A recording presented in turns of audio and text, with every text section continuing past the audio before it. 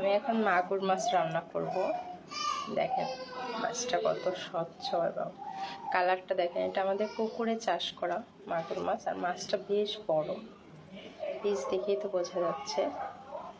তো এই মাছগুলো এখন ভেজে ভুনা করা হবে। এত পরিমাণ জ্বর পরিবারে আমার ছেলের, যে অন্য কোনো কিছু খেতে ইচ্ছা করতেছে না। মাছগুলো আমি ধুইছি, ধোয়ার পরে একেবারে চকচক করতেছে। এখন এগুলোতে একটু লেবুর রস আর লবণ হলুদ দিয়ে ভাজা হবে। বাসায় লেবু নাই, এই ফ্রিজে একটাই লেবু, তাও লেবুর অবস্থা খারাপ, কিন্তু রস হবে, কেটে দেখাচ্ছি। এই যে দেখেন, লেবুটা ভিতরে অনেক টাটকা, বাট উপরে খোসাটা কেমন হয়ে গেছে, আর অনেক রসালো। হলুদ লবণ আর লেবুর রস দিয়ে মাছগুলো মেখে নিচ্ছি। কড়াইটা অনেক গরম হয়ে গেছে, এখন কড়াইতে পর্যাপ্ত তেল দিয়ে নিচ্ছি। বেশি করে তেল দিয়ে, এবং তেলটা বেশি পরিমাণ গরম করলে মাছ ভাজাটা ভালো হয়।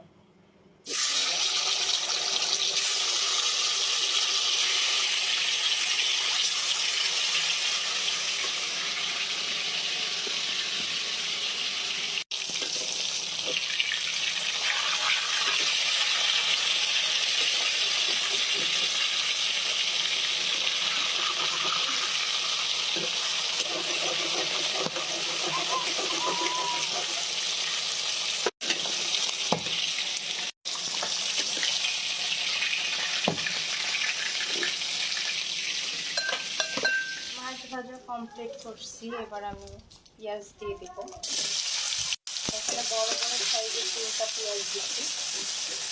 পেঁয়াজটা একটু ভাজা হবে, হালকা বেশি না, হালকা ভাজা মানে পেঁয়াজটা নরম নরম হয়ে যাবে, ঠিক তখন আমি মশলা দিয়ে দিব।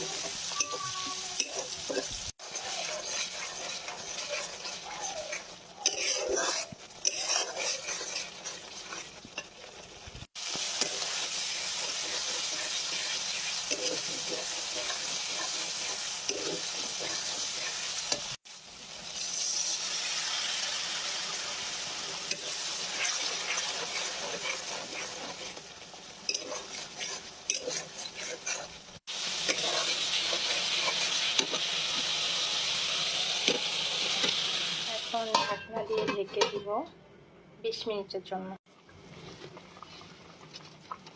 মাছ টক করে ফুটতেছে, লবণ একটু কম হতে পারে, তাই আমি একটু দিয়ে দিলাম।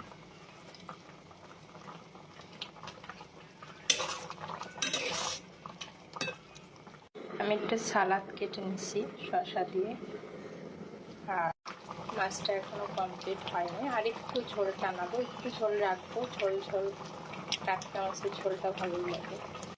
এই যে আমার মাছ ভুনা কমপ্লিট, কালারটা অনেক সুন্দর হচ্ছে না?